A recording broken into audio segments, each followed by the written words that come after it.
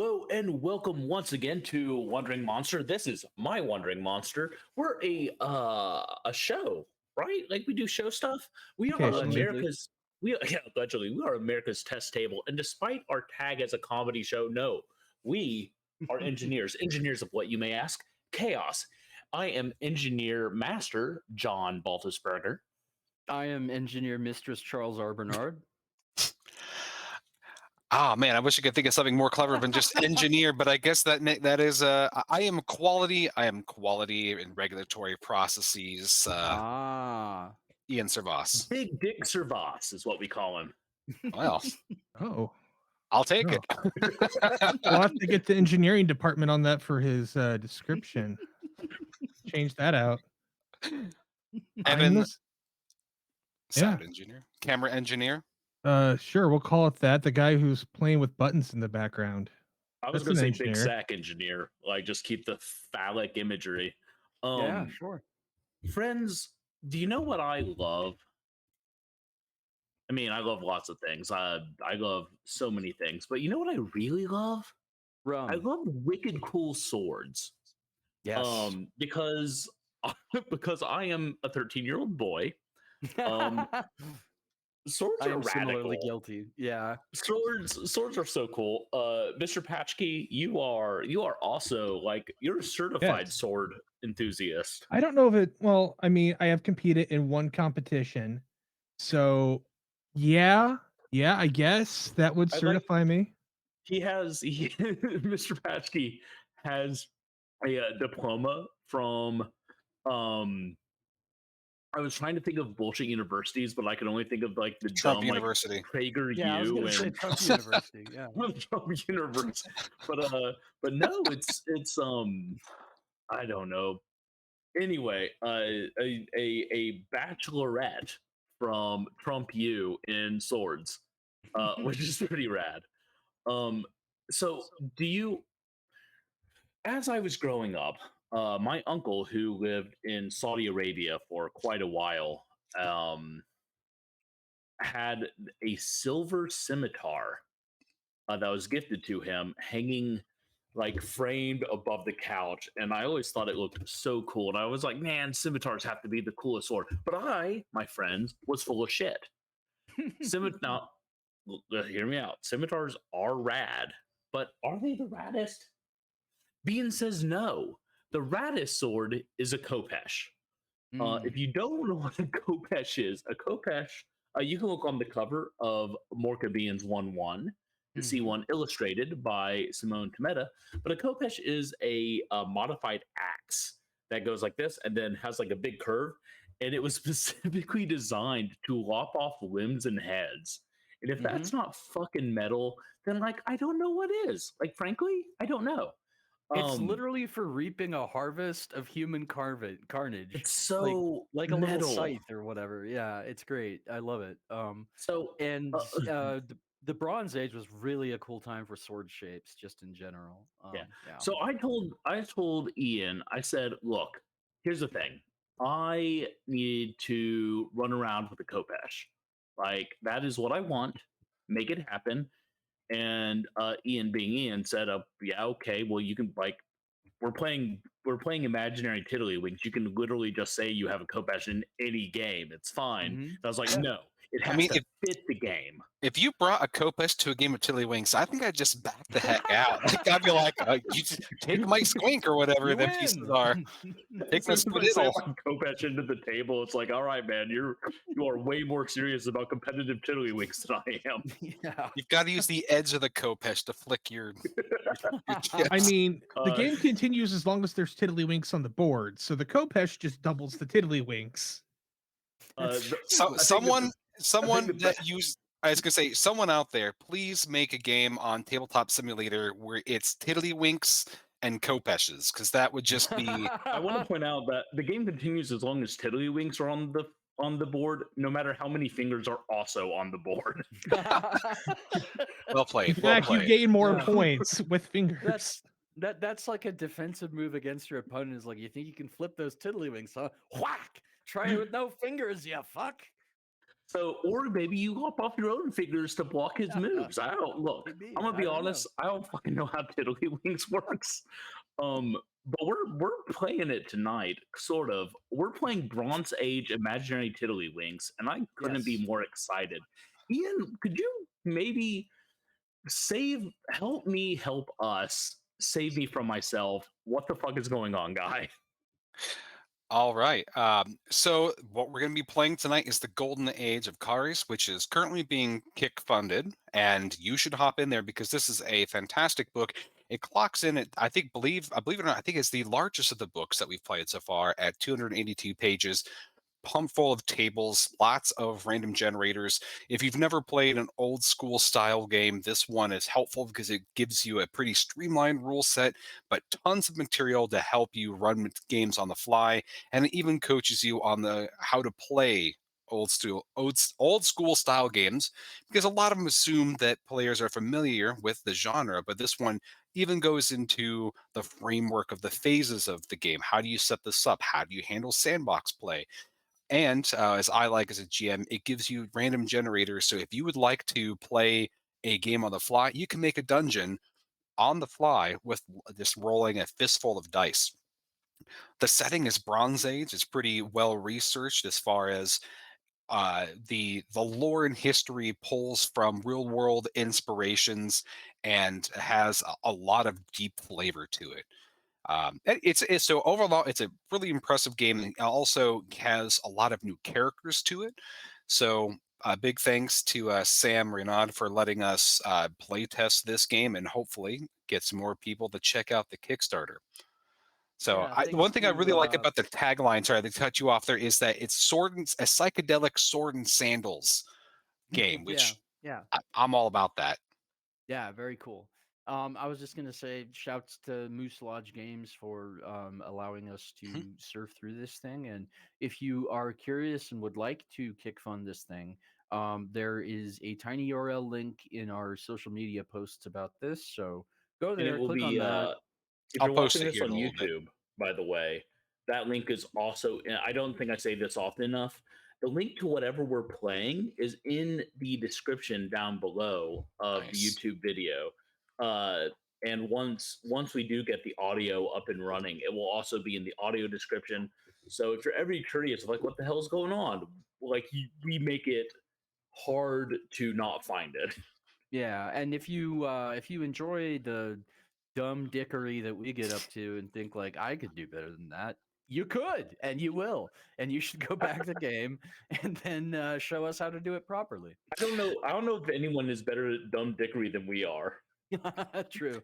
Are you Just as calling me dumb? just a dick. No. What's your Okay. intelligence tonight, Pashke? My modifier is -1, so Well, it makes sense when you learn what his character is. What's your not who's dickery playing the score? character, just who the character is. And as a quick note, if you're familiar, probably by watching this channel, you're familiar that we run a lot of old school games as well. The specific engine that this is built on is the Low Fantasy Gaming RPG system by Stefan J. Godorowski.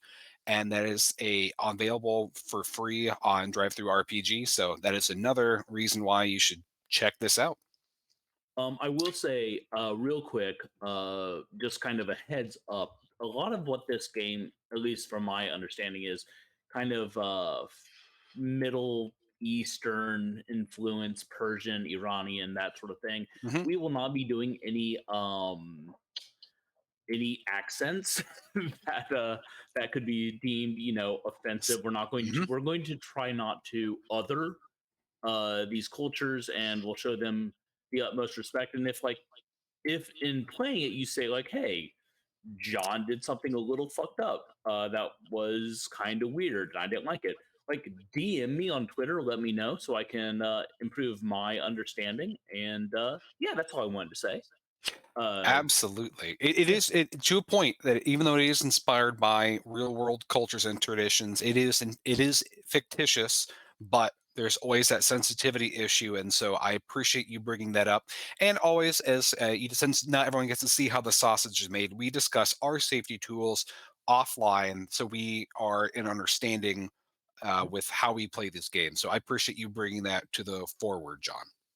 Well, we do a lot of accents and fun characters on the show, and I just want people to know, like, if you're wondering where my rad racist caricature from Aladdin character voice is, you're not going to see it tonight. Now, then that means I'll have to challenge all of you to use a wildly inappropriate accent that has no bearing on this. So You got it, I, baby. I will be doing 0 accent work tonight, so that's wildly inappropriate. and Okay, still recently, magical. Oh, wow, that Middle Eastern that fantasy Middle Eastern man is from Utah. so recently I was listening to a podcast and they said that their rule of thumb for whenever you were making an accent, if the country had colonies, you can make fun of them. So Italian accent, that's fine. Go I ahead and was do about- that. They had Oh, I get colonies. it. If they're colonizers, fuck them.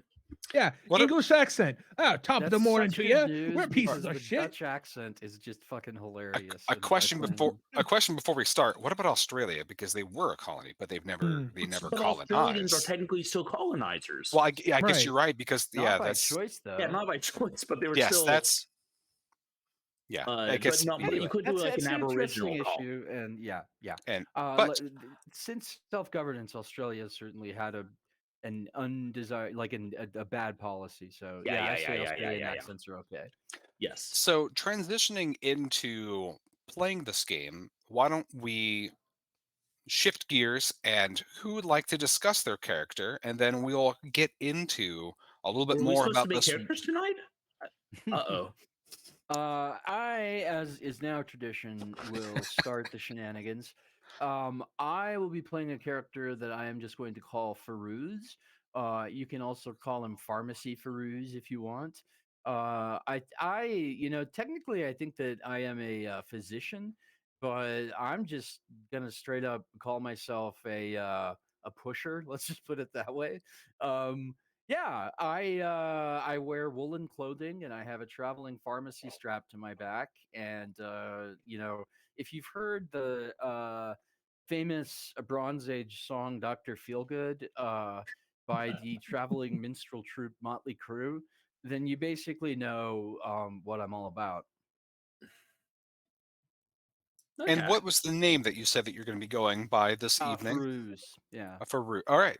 And that is a Penthe, by the way. Yes. Name of the Penthe, class. Thank you. No, wait. Patchkey, you go first. All right, well, hell yeah, gents. I'm doing a similar voice to what Bernard did last time. But that's because I'm a boxer. It's technically different and not a ripoff of last week. It's that mid-Atlantic accent. I love it. The radio voice from the great era of radio. So good. I'm playing a boxer who, let's see, it had a nice little blurb there at the very bottom. A boxer has trained their fists to be just as deadly as a mace, and their bodies are as hard as bronze. Your ability is also called Bronze Fists, so Oh, that reminds me of that meme about the barbarian oiling his armor. Oh, It shows the big muscly guy. He's like, I gotta go polish my armor, and the other guy's like, wait a minute, you don't have armor, and the guy's just like gleaming with muscle oil. Anyway, yeah. I'm And- real sad I told Patchy to go first because I can't like top that. Sorry.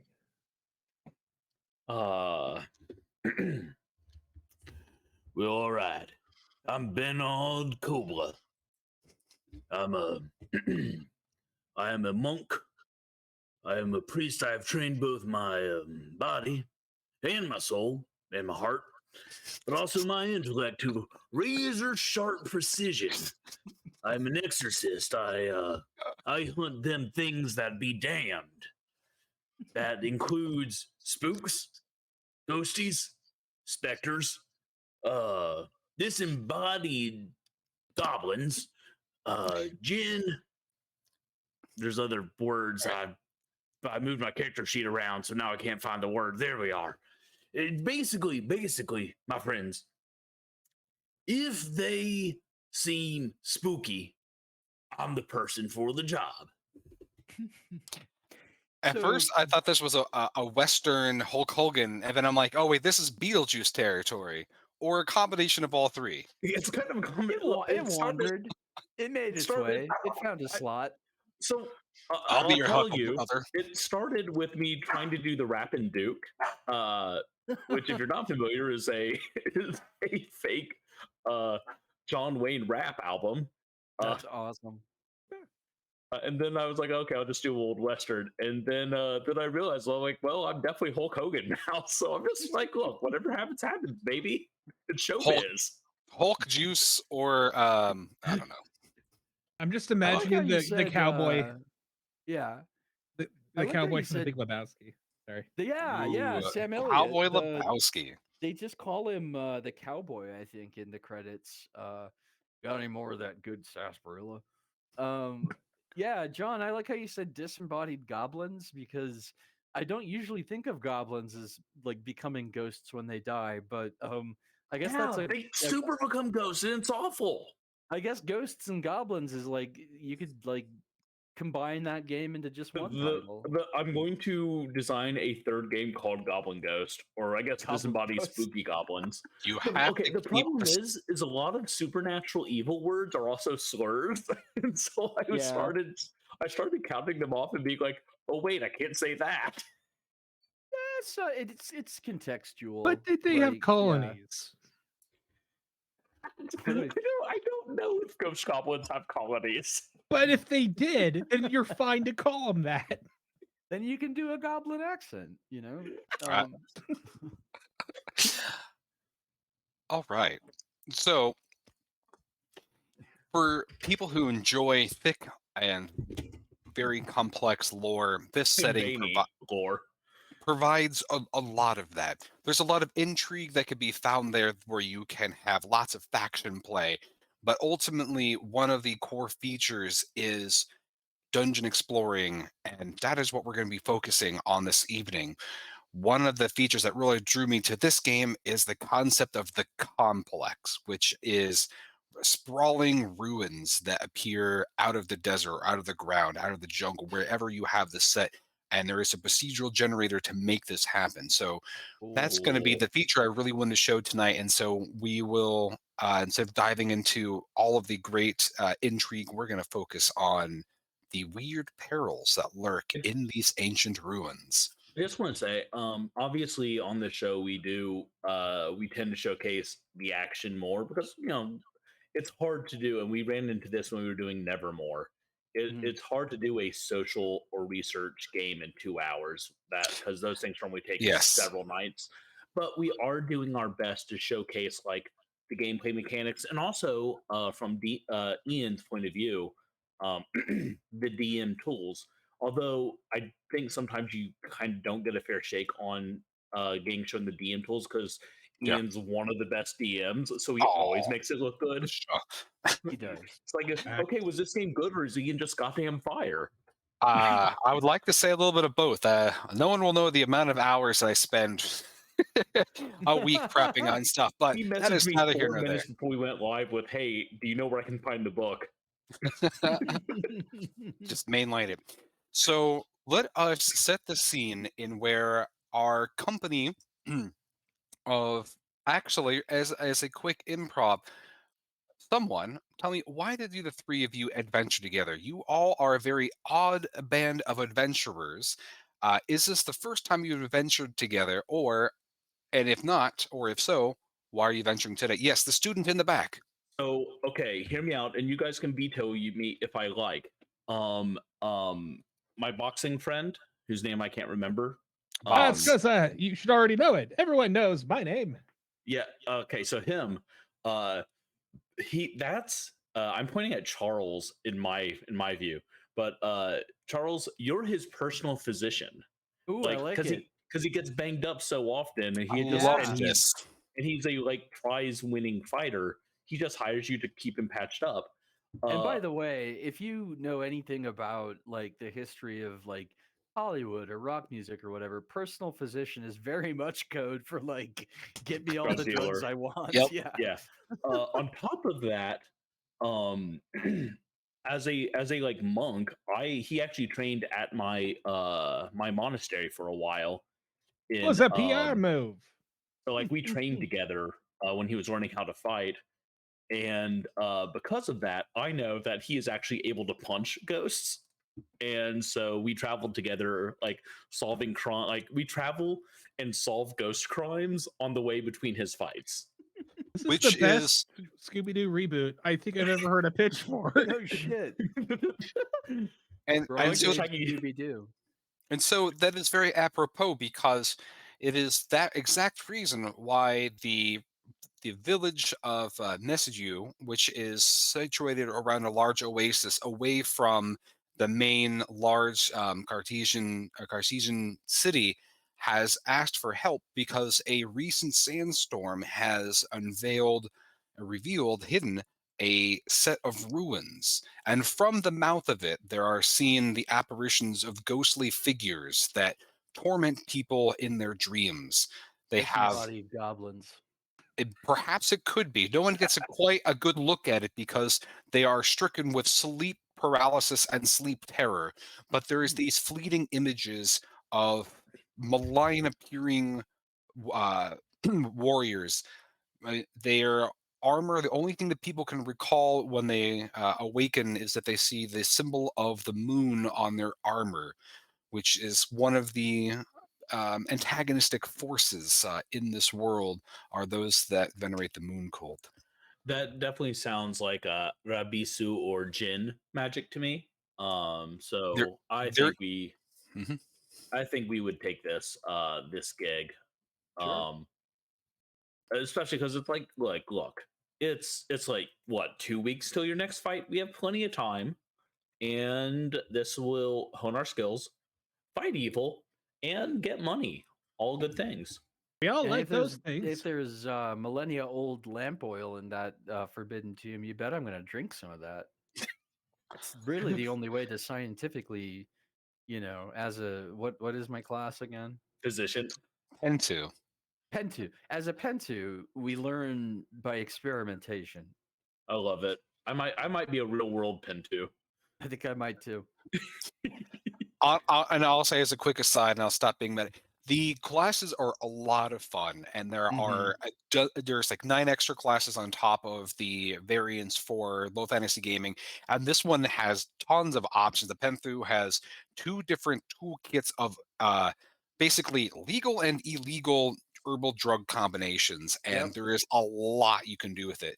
So you sacrifice all of your combat ability basically for here's a crud ton of really cool stuff that you can do, and at first level you can do a ton. And I think that's what also makes this really fun, and I can't wait for us to get into some of these abilities because holy crud, there's no like bad level 1 starting for any of these characters, which I applaud. My abilities kick so much ass, y'all. I just realized something. So did you guys ever watch Venture Brothers? Yes. Do you remember when Dr. Orpheus, the alchemist, and the guy, the vampire killer guy, they formed that, like, we totally could have done that with our characters tonight. For the if we triad? had gone about this differently.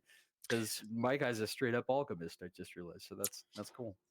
Missed opportunity, but I like the direction that we're going here. So you start off in the village of Nesidue, and we can do a nice, colorful, tasteful series of montages on the way to the ruin or the complex, unless there's something specific that you'd like to do in this town. Situated around Oasis at a crossroads, you see tons of these beautiful fields of sunflowers being one of these great staple crops for the Empire. Sunflower giving lots of different uses.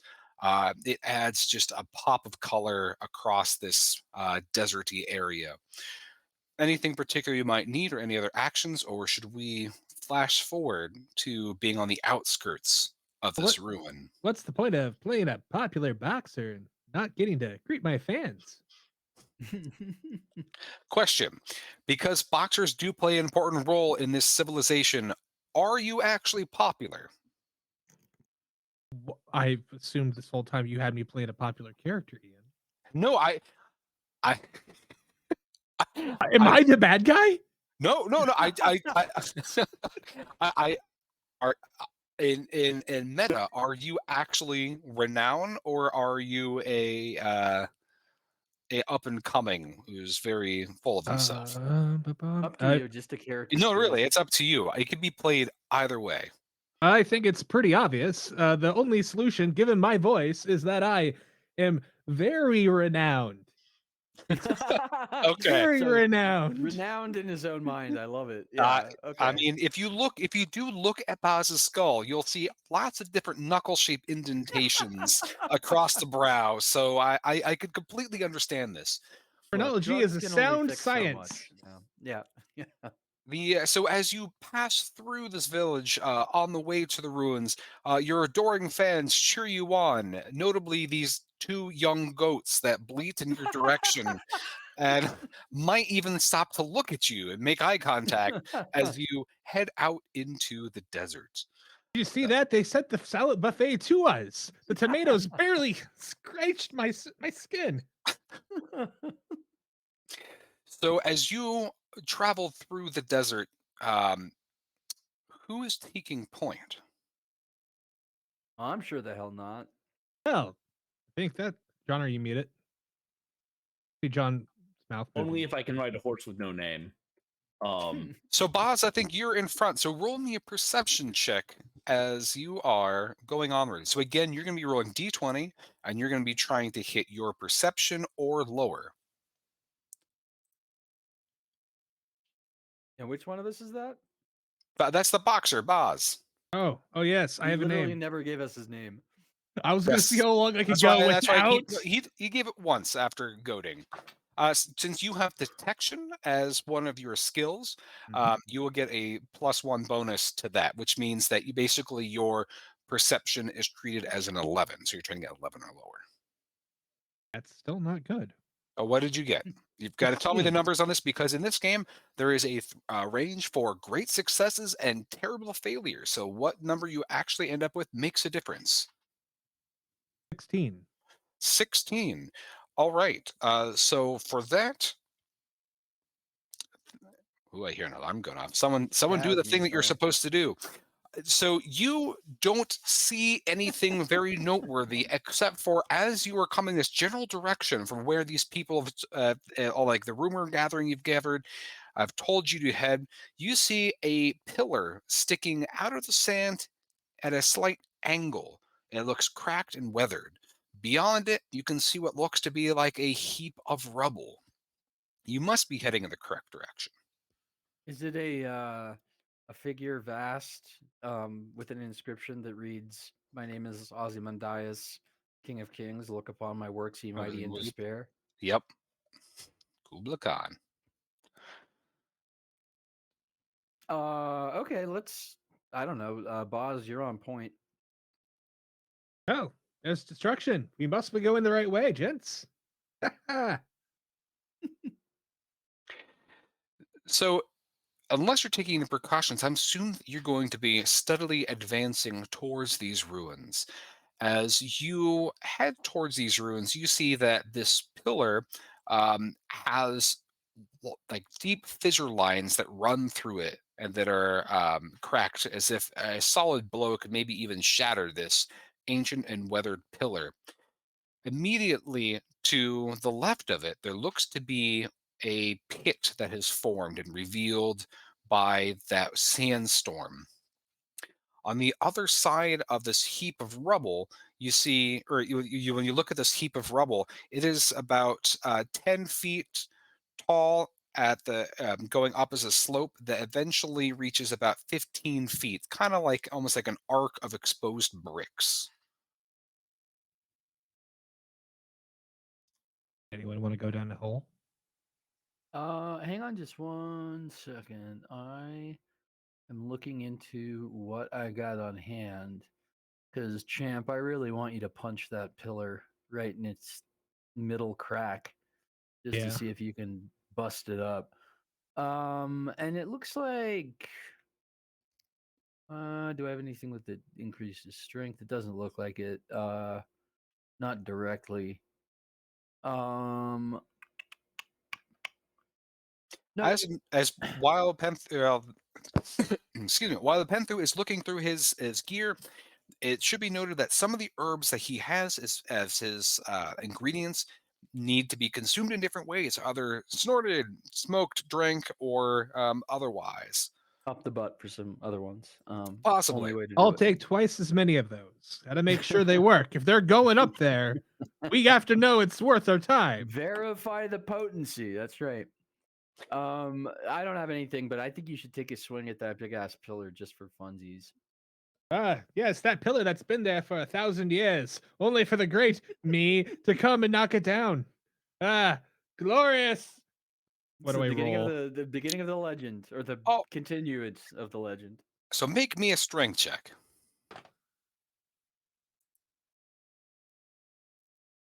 Okay, I need to stop. Remember, add doing or this under. guy. Well, I don't know if it's a 5 or a 2. I need to stop using this set because the Google dice, Oh, while they yeah, look yeah. pretty, kind of suck. Does that look like a 5 or a 2? I'm not the That guy to ask. it is hard to tell, so I I'm just think gonna it's roll. a 5. I think it's a Um, 5. I've rolled, and I will treat. I mean, either way, that's going to be a great success. So Great you success. swing your entire. You put the weight on the ball of your feet. You lean forward and you punch this thing to smithereens. You wish that your two adoring goat fans would have seen this as you completely break the middle of this column and it falls over like a tree. As Hell it yeah. thumps and pounds the ground, you can feel the sand underneath your feet begin to shift. Half of the pile of rubble falls over, and you hear the sounds of things falling, maybe almost into a chasm below. Ooh. Sounds deep, gents. Yeah. I've got a lamp and probably some rope. Like, I don't know. I'd like to go explore very carefully approach the rubble pile and see if I can spot the, what do you call it? Hole, that thing. So when you look in this direction, you see that the pillar collapsing caused enough of a disturbance in this area, and there is a shaft that goes down. It's kind of a steep angle, but it's mostly unobstructed by sand, and it extends down maybe 40 feet. Or at least that's kind of what you're getting from the light of your torch. Well, what do you guys think? I'll go first this time. How about that? So you're not going to explore the other things. You're going to go straight down this area into I the don't know. complex. Hey, no, I'm just wanted to. I mean, it doesn't. It sounds more interesting down the hole. That's where I feel like the plot structure is drawing me. If I have any experience with the dark and the ghouls and them spooky some bitches, I can tell you, they tend to be in holes. Let it be said that there was never a hole that I saw that I didn't just want to get, elbow deep in, just pound right into it and explore each and every crevice for the stench of evil to be excised. That's It's- right. Okay. At some point, I want to Um, hear you offer us a Zagnut. Yeah, that's right. So before we all head down the hole, I have something for each of you. Namely, a glowing fungus light. Does it say how many I have? Just one? So that is going to be pulled out of your That's the portable legal pharmacy. stuff. So you Yeah. basically have as much of that as you want. That's what I thought.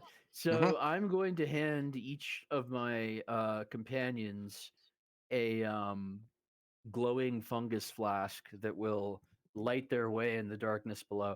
Now I note that it's the GM's choice as to its unearthly color. It As I'm preparing this, by the way, what you do is you grind the fungus up, you put it in the glass flask, and you provide just like a wee spark, and it kind of like gently glows and maintains will- its steady light. I would tell you if anyone handed me a magical glowing mushroom, I would be that person's best friend until the day I died. You're gonna like my supplies. Mushrooms are featured heavily. I really thought you Nice. were going to say that you were going to eat it. I fully expected that too. Yeah. Now, John Baldusberger, hand to God, when I find a mushroom going in my yard, I rush to Google to see if I can eat it. So John Baldusberger, The answer's no, dude. Hey, hey, hey! Lawn You are mushrooms? neither my wife nor my mom. You don't get to tell me which mushrooms I can eat Yeah. and which ones I can't. That's right. Ian can though. Ian's kind of like John's however, mom. but I am your However- Penthe what? Penthe. However, Yeah. I my am your character is not John, and therefore is not going to eat random mushrooms. Now, keep Okay. in mind that this powder fungus needs to be lit, like you said, and its light extends for 5 feet. So you can choose to use that, and it lasts for 1 hour, or you can use your other light sources that provide more light, but it's going to be more sooty, perhaps, depending on what form of light it is. There's nothing that also stops you from using this glowing fungus powder to illuminate or add color to your torch, your oil lamp, your bronze lamp as well, just to let Cool. you know. So we can Yeah, mushroom power our so torch. what I'm gonna do, because I have an oil lamp as well, I want each of them to have a light just in case we get separated down in the depthless caverns beyond. But I am going to add some of that powdered mushroom to my oil lamp to make it glow, because as our viewers at home can no doubt note, I'm a big fan of colorful light. If you choose to use the fungus, roll any die you want. If it is even, it's violet. If it's odd, it's blue. Cool. It is even. Violet. Cool. Is that for what we- all of us or just? Any one of you get to roll your own. So I got Okay. violet. So you crush your glowing mushroom powder and you create a violet light from your lamp, and you can see a little bit more into the gloom as that color kind of adds a little bit more definition. At the bottom of this shaft you see a landing and what looks to be like a door. From here it's kind of hard to tell the details because it's 40 feet down, but it looks to be relatively ornate. Is it a doorway or a door? It's a closed door. Oh, interesting. Any of us have any like locksmithery skills? By locksmithery, do you mean crowbar? That would work. I have a crowbar. All right, let's go. Now, go get it. As we are Get it. transitioning from Get the it. exploration phase into dungeon crawling, keep in mind that I'm going to be tracking time, relative time. As in old school gaming, things happen on a schedule. Schedule is a little bit different in this game compared to the other one, so things will start happening at different intervals based on things that I roll behind the scene, just to let you and the viewers know a little bit more about that sausage making process. Cool. Oh, fun. I love this. Immediate death.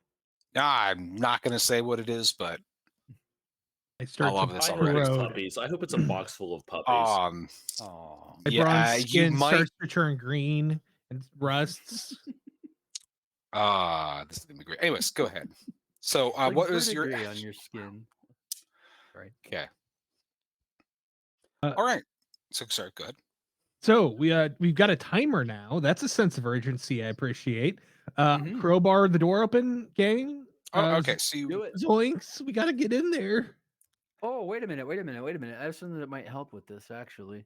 I have various oils, of course, because, you never know when you're going to need an oil of one kind or another. But if my crowbar is oily, I can't grip it. I have a thick, viscous oil that, let's see,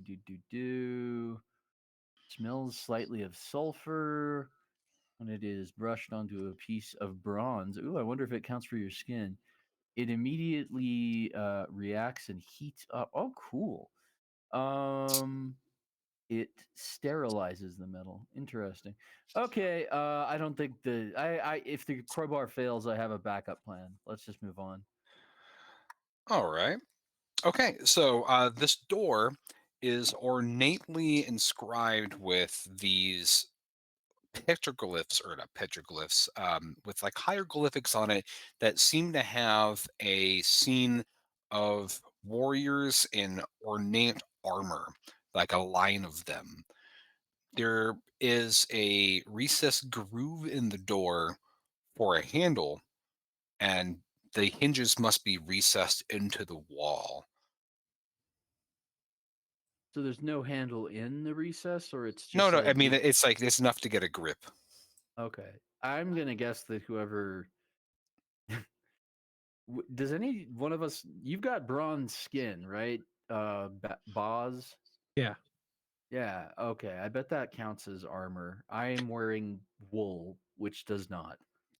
So technically, Boz the Boxer has no armor whatsoever. It's He bronze is in like tanned, right? yes. So for people who Oh, I haven't thought it was seen, like a.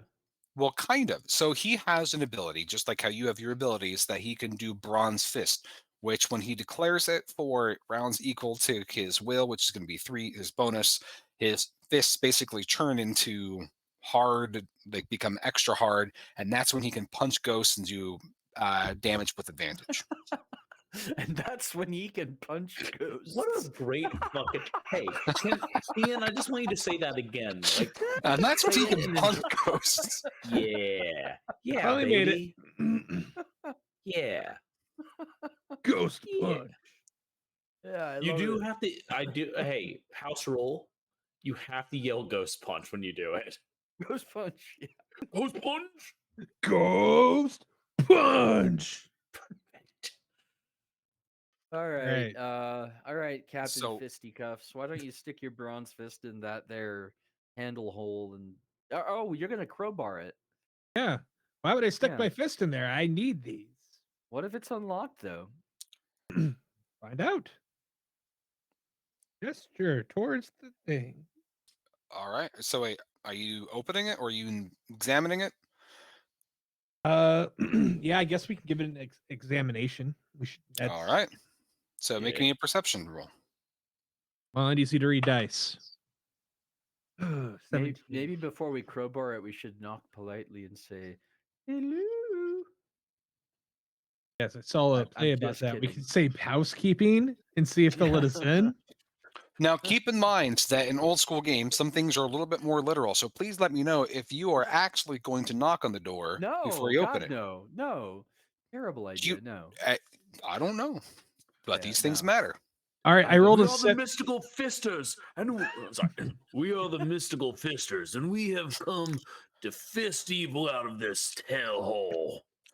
That's right, with my two Mystical fists. fisters. That is exactly what we're called from now on. This little trio. Hey, can we rename the podcast as a whole? America's Fist Yeah. Table. Or we don't stress test. We games. fist test. Well, I guess. Hey guys! I just got a letter from the president. It says we've been demonetized forever. The president of where? I like that this like so far we spent 10 minutes in front of a door. It's not even open. All right, guys, we need to hurry. 15. All right. Talk about Kashki, fisting. open that sucker up. I rolled a 17. It didn't work. I said All right. that twice now. You told me Sorry. that you're going to be searching. So you're 17 with that.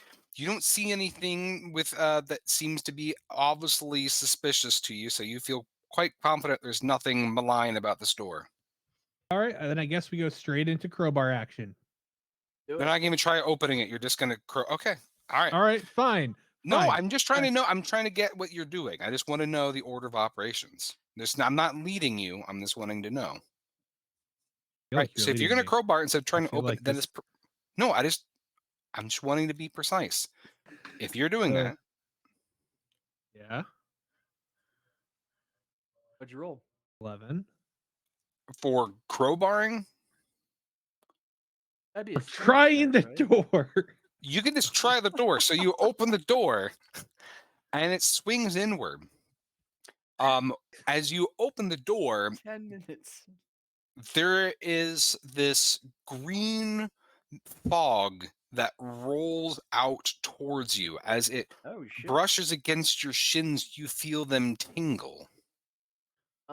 Let's see what I've got to help us. That's not gonna help. That is not gonna help. That definitely wouldn't help. Yeah, so I'm gonna use a skill, I think.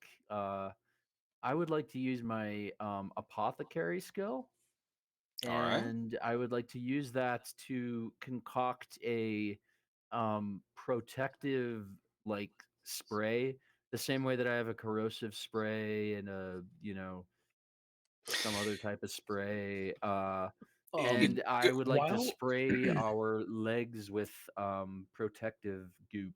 while he's doing that, I would like to use my arcane lore to see if I All right. can identify this horrible fog. Sure thing. I Go pose ahead. nobly. I'll do Okay, a go check. ahead and then both of you make me intelligence checks. That's a nat 1 for me. Oh, fantastic.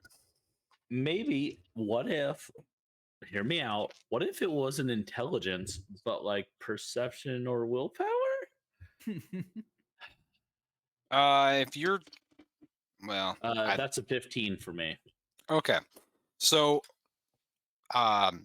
Peruse, as you are looking at this mist, you're seeing as you're looking into the dungeon that or the complex that this is a whole room full of this, and that it is noxious, is going to burn your lungs, and your floral perfume, if that were to be spritzed on a cloth or something that you can make a mask, that'll be sufficient to filter out the toxins.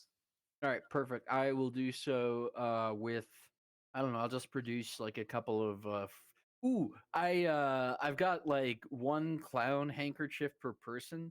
So like it's not just one handkerchief. Everybody gets a whole roll of handkerchiefs just like drowned in my floral perfume. So enjoy huffing on that for the rest of the evening, fellas. As long as you get it at the start of the evening and not after a few drinks, and that gets mixed up with the toilet paper.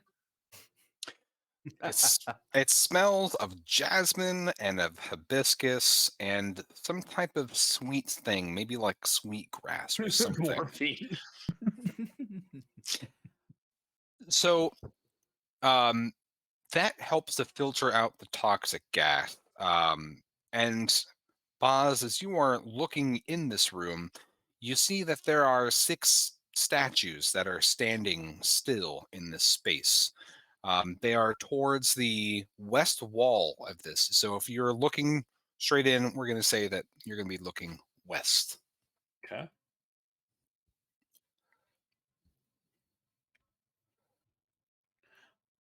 Pause your you- move, I think. Do you step in? Do you step You're on inside? point. I'm on point now.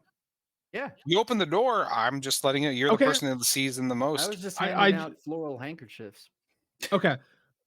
I just figured that John's character was taking point after I opened the door because I was looking noble. He can if he wants, but with his apothecary thing, he didn't know too much more I about wasn't this using other than. apothecary. I was using Oh, arcane sorry, lore. arcane lore. You don't know anything specific of this other than just knowing tales that some people guard tombs with toxic gas, but that's more of hearsay and speculative to you. Alright, so you nothing to add or Nah, I got. You see that green stuff there? that's green. Yes. Yeah, shit's nasty. I wouldn't. I wouldn't take it to bed and roll around in the hay with it if I were you. That's what my grandfather said, and I've taken it with me to heart. I would advise better petting than hay. Okay, so, Boz, I'm like really tempted to ask you to punch one of the statues just because I would like to make me asking you to punch things a recurring theme. I mean, But we should probably have a look first. I look with my fists though. Wait, you're my daughter? Papa, All it's children. been so long. Finally, we reconnected, much like my fists to all the men that I had to fight to find you. I'll get this demon out All of right. my head. Okay. So this chamber is roughly rectangular in shape. You see that there is an open doorway to the west from here, and then as you step into this room, you see there is also one immediately to the south. The walls are basically bare in this space. On one side of the wall, there looks to be some type of etching, like someone's maybe defiled this space with some type of mark. The statues, there are 3 on either side of the doorway to the west.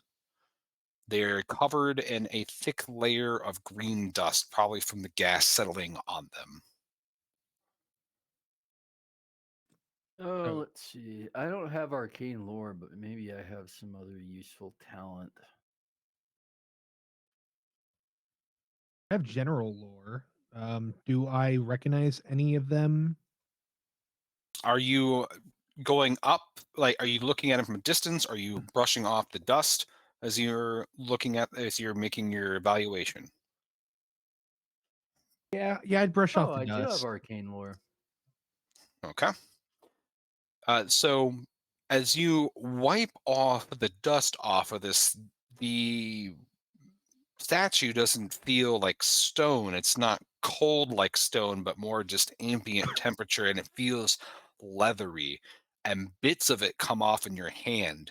It opens its eyes and its mouth begins to go wide, and you see inside a completely dry mouth as its limbs kind of crack forward and lunges at you. Time for more exotic jerky, I think. It's Don't always touch with the them. jerky. The other statues begin to come to life, and as their dust falls, you see that these are undead people of some kind. Dare I say, maybe zombies? Don't say that. We'll be sued by the zombie people, by the zombie estate. The zombie of Romero comes back to. So seeing the undead, Benoit gets very excited. He draws his khopesh and lets out a cry of rage before shouting, "Prepare for unholy fisting!" and dashes into the room. all right, then I will have you roll initiative for the group. So roll me d20 and add your dex, and I'm just gonna do round robin from there. Did I lose my 20? Perhaps. No, there it is. That's a 10. All right. So as the things are stirring from their who knows how long their torpor has been, but all of you are able to act before them. You hear all of their joints clicking together and the sound of tissues and sinews stretching like old rubber bands as they slowly right themselves. You notice in kind of slow mo as you have your undead sense that some of them reach for weapons that no longer are at their sides, and then they just bring up their gnarled hands. So we'll do round robin, starting with John going to Charles to Mr. Pashke, and then these zombies will take their turn. Okay. I'm you see, I'm gonna do what it says on the tin. I got khopesh and I know how to use it. All right, hope So away. I'm going towards the closest one of these sacks of shit and laying down some unholy rage. That's right. All right. So go ahead and make me your D20. So you're going to be rolling this as kind of your traditional attacks, That's a a D20. natural one. Oh, Yeah. well, so when you're attacking, you want that to be higher because you're making shit. this as I think you're changing the rules because I rolled well and you don't like that. No, I think I remember this from the last time we used a similar system. Actually, that in combat, it's Shut up, because Charles. because the convention for many old school games to be modernized is to use ascending AC rather than descending AC. So if this was Mhm. descending AC, rolling a nat 1 would just be absolutely awesome. But because we're using ascending AC, it reverses. So then you want higher when you roll for attack. So basically, you Okay. whip out your khopesh, and in your excitement, you just fling it across the room. Mm. That's the type of dumb shit I would do with a sword in real life, unlike Pashke. Like, Pashke's trained with them and stuff, but like, I like swords, but if I ever tried to wield one, it'd just go flying across the room, probably. Look, I don't actually carry it in a sheath very often, so I Very could often. do that. Only when you go to like rallies to fight the Oath Keepers, right? Like they've got Oh ARs and man, I you've want got to fight the Oath sword. Keepers. I'm Right? waiting for someone to say cope that's all right. I'm not even finished that. All right. So your khopesh this skids across the floor and it stops at the foot of one of the zombies. As it runs into its foot, it recoils back from it, and you can hear the skin on its feet sizzle. Oh. Gas. All right. Peruse. So I'm not just all, drugs and games. I happen to It's be most of armed. me. Yeah, mostly. I happen to be armed with a rather stout wooden staff. It's what I keep all my drugs like on in a bindle, like one of those little sacks on the end of a stick. People call it a hobo Waltzing stick or Matilda. whatever. That's actually a bindle. And so I put down the bindle. I double hand wield my staff, which gives me an advantage. And let's see if I can actually, +1 bonus. And this is a check for what? That's to damn it. Strength? The +1 Oh, would be for damage. So you're gonna be rolling d20, and you don't have any bonuses because you don't have any strength bonus and you don't have any attack bonus. So okay. So go fuck yourself, I guess. Yeah, that's a nat 2.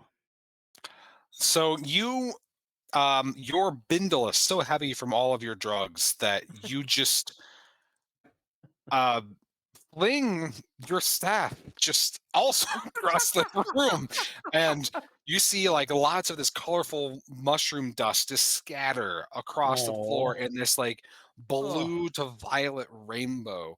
Um, for Precious one, mushroom dust. I've got more of it. so luckily, Boz has no weapon to fling across the room, or hopefully his hands won't detach. Flings himself across the room. He does the cartwheel. Only Yeah. the metallic action figure of me has projectile fists. I love that so much. Thank I you. would buy it instantly. So, Boz, you see a whole throng of your adoring fans that just want to meet your fist. Face Ah. on. I want to take a poke at the champ. All right, so a southpaw attack, so it's -2 to my AC, but it gives me Plus a 2 to bonus. your attack. All right, so I You can rolled a keep that on as long as you want. Hell You of a just kind left of hook, in other words. yes. so that would give me a 9 on my, or wait, no, So what strength. did you roll? And I'll just double check. I rolled a 7. Okay.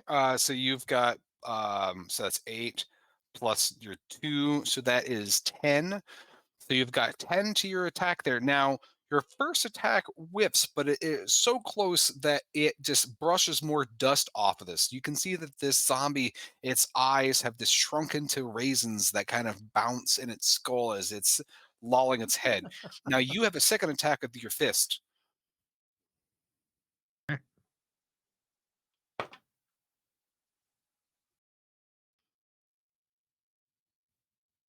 I rolled a 16. Oh, well, there you go. So 16 plus 2 plus 1. So you've got 19 to hit there. So you clock this thing. Roll me Nice. damage. So that's going to be d6 plus 1. First. All right, 6 plus 1, 7. 7 points of damage. Your fist, just like that stone column, goes all the way through. When you pull your hand back out of its skull, you see that you have like a molar and like an incisor stuck into your flesh, and it crumples. As it crumples on top of the khopesh of Benud, like you could hear it begin to sizzle and melt. The other 5 zombies don't seem to respond at all to one of them going down, and they all begin to motion, like they begin to move to life like jerky marionettes. 3 of them close around you, Boz, and next there'll be the other 3 go straight towards you, Benad, since you're kind of giving this to them a benevolent air since you are an exorcist. So, Boz, the first one comes charging out at you and lashes out with a clumsy fist. You are able to dodge out of the way from that as another one moves in on its heels, punching wildly. You can see its fingers, the flesh is retracted all the way to its finger bones, so it almost looks like claws, but it punches wide. The last zombie trips on top of the zombie that you've punched and face plants in front of you as it gets a nat 1. You can hear its rib cages internally shatter and it begins to pull itself up. Benud, the 3 that are closing in on you, the first one looks like it's holding a dagger that the tip has been broken off at it, and it swings at a very slow, drunken arc. It misses completely, and Real Benud, make me a perception check. While I do, I give him sassy beard.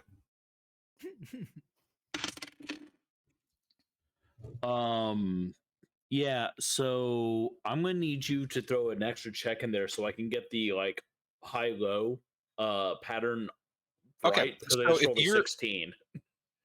That means so you did well. no. Nope. So if you're doing a Wait, hold on. If this is related to divine lore, holy or unholy, gods, Mars, undead, Rabisu, Jinn, or sorcery, I get advantage. correct. However, this is just passively hearing something. So unfortunately, that's not going to be advantage. You're And hearing what more is it? Passively hearing something undead? from context clues. Saying that you're not getting advantage would probably no. Unfortunately, not.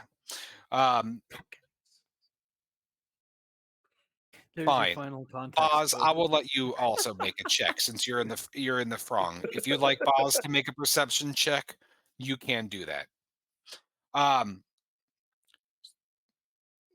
That's you, Mr. Paschke, if you want No, to make. I'm shaking my head no. Okay, just want to make sure. The second zombie that is on you, Benud, it takes a fist that looks like it's been fused together, swings, and then also just misses. It throws a cloud of its green dust at you as it arcs. But as you were dodging these attacks, the last zombie does actually connect.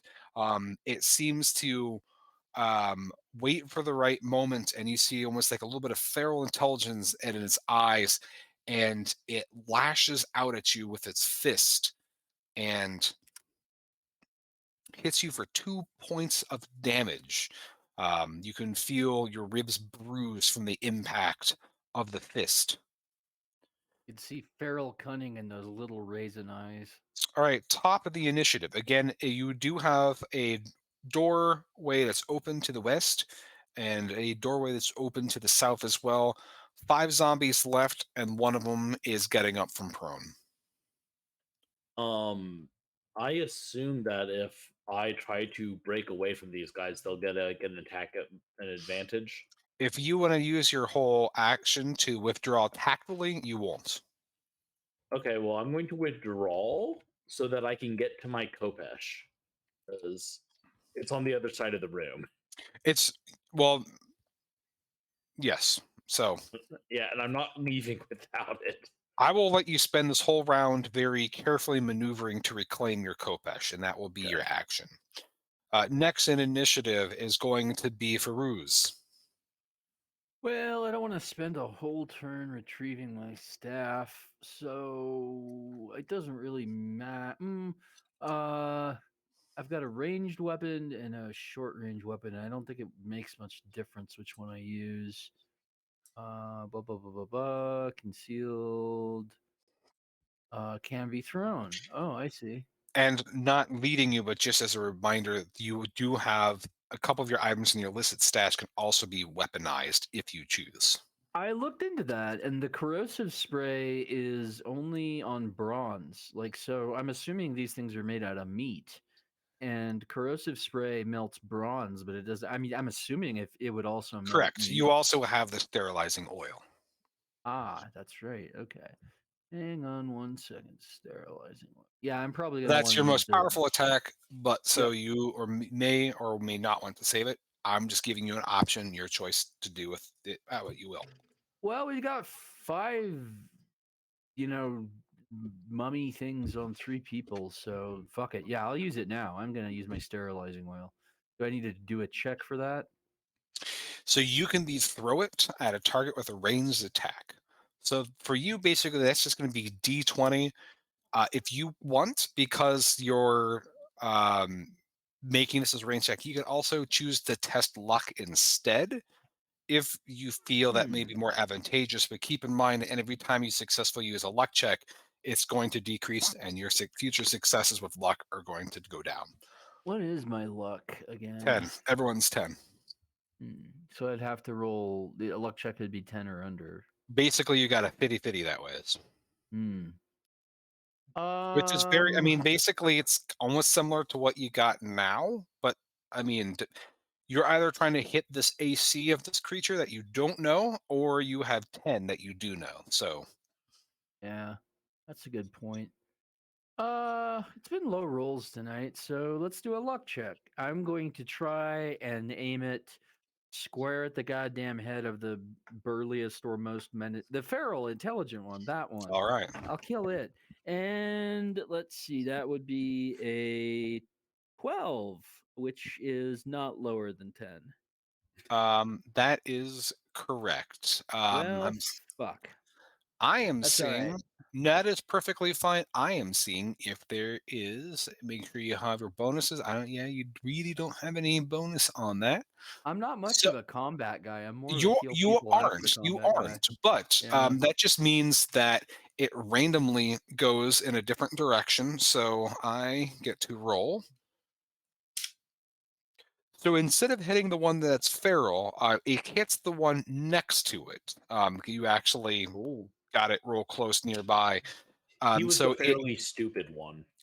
that is Fairly correct. He rolled a 3 on his attack. So you throw your sterilizing oil and it turns into a large fireball. Hell yeah. So It's a good evening if I can turn something into a fireball. go ahead and roll me 2d8. 2d8. All right. Let's see. That's a d10. Oh shit. Let's see. There's a d8. First roll is a 3. Second roll is also a 3. Oh wow. When I rolled a 14 when I was just seeing what I'd roll. So you splash this thing with 6 points of damage, and the effect lasts for 2 rounds. It immediately engulfs into a fireball as the thing is completely dry, and it gives splash damage to the ones around it. To the zombie to the left and to the right. One takes 4 points of damage, the other one takes 3 points of damage, and their clothing also ignites. This room becomes brilliantly bright. Yeah. And the green smog that's been in this room ignites with this sudden combustion. There is a wall of fire that just whoops out of this room, singeing everyone. So all of you make me luck checks to see if you can avoid the brunt of this. Sorry so again, about that, fellas. it's going to be a D20, and you're trying to get 10 or lower. If you have Dex, so let me see. I'm going to give Dex to this. So you're going to get Dex bonus on this. So for you, Boz, it's going to be 12 or lower. For you, Benud, is going to be it's still going to be 10, and for Ruse, it's going to be still going to be 10. All right. Yeah, I'm fucked. I rolled a 17. 17. Who else? Passed or failed? Passed. Passed. What's the damage? Let's say that things get cool. John's always trying to wriggle his way out. Trying to negotiate. Let's say they get super cool. He's a habitual negotiator. All right. Haggler, if you will. All right. So I'm going to assume that you failed. So that's a rude assumption, but not one that's incorrect. All right. So Benud and for Ruse, both of you roll me D4. Now let's say let's just spitballing here, like for sake of like conversation. while I make this roll. Let's say I rolled in at 20. That's very bad in this case. Should I still roll that D4? Yes. Okay, I rolled the D4. All right. What did you get? Why are you being so elusive? I don't want to tell you because you're mean. Whatever you rolled, that's the fire damage you're going to take. Well, I rolled a 4, man. Then you take 4 points of damage, and you're missing both eyebrows and all of your eyelashes. Farouz, what did you get? What damage did you take? Just one. 1. Yeah. All right. But the benefit of that is the rest of the zombies also take fire damage. The ones that you hit with the lamp both burn up, and the rest of them start to catch on fire. So The sheer I'm amount sorry, and you're welcome. All right. Real quickly, all of you make me a perception check. You got Boy, this is going. I like how earlier in the chat, all of you were like, you know what? I think it's okay if Ian kills all of us this time, and I think you're doing it to yourself. That's a straight up 10. 10. That's it's at or under, right? At or under, so you So I did pass pass, Peruse, yeah. correct. Whew. I pass. I pass my perception. All right. And what about you, Boz? Boz got a 19. All right. So Boz doesn't hear it because your fire is burning out your ear hairs and your earwax is melting out. But the other two of you hear a very high-pitched laughter coming from the room to the west. That seems fine. I think that's fine, guys. Don't worry about it. You swear it sounds almost hyena or almost like hyena-like. Those things creep me out. Like I love hyenas so much, and we've talked about this so many times. Animals. Yeah, we have before many times because I find their little noises to be unsettling and I find them to be one of nature's treasures. Yeah. So towards the giggle, away from the giggle, I'll leave it up to you guys. Giggle? We should let Boz with his burnt ears take the direction. So I don't know if Boz actually burnt his ears. I passed that check. So after that, there are still at or under. There are still 3 zombies standing. For sake of rounding to the nearest whole thing, for expediency of time, 3 of these zombies are still standing. Okay. We punch the zombies. Do I get to sounds punch like a capital idea. So capital. Yes, glorious. Capital. Punch away. All right. So make me your attack roll. Glorious. I rolled a 7. That is 7. Is that plus your modifiers? So flat. if you're still doing southpaw, they bring up to 9. Yeah. So you'd be at 10 total. So your first punch is a whiff, but your right hook is pretty mean. Okay. I guess left hook. I'm trying to southpaw backwards. Okay, I rolled a 10 before modifier, so 12, 14-ish. That 28? would put you at 13 to hit, and you do strike it. Ah, glorious. Much So like that's last time. 1d6 plus 1.